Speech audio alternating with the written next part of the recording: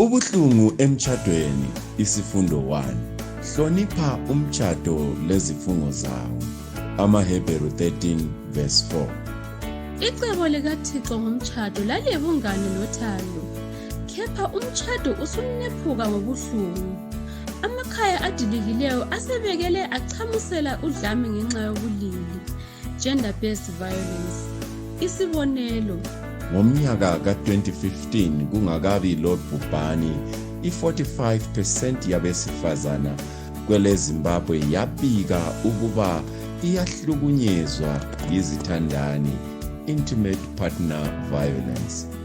Ikanti-ke ngo-2020 incingo ezodlakela emakhaya ezatshayelwa i-National GBV hotline zenyuka nge-175% kuxeganiswa lo mnyaka ka-2019.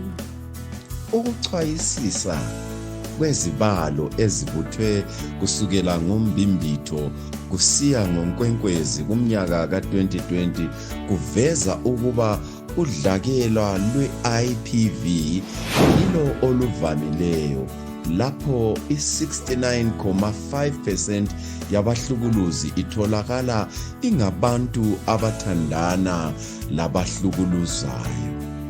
Izibalo lezi ziphawula ukubhidlika okuphakathi kwamakhaya amaningi.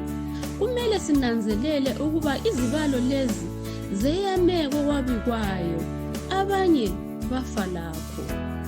Kulezi izifundo sizakhangela ubuhlungu obuphakathi kwemtshado lalokho okungenziwa ukubehlisa. Umkhuleko wethu yikuba imitshado ingabi lobuhlungu lapho izithandani zisebenzela ubungcono bemuli. Yimi owenu uSoneni Dube.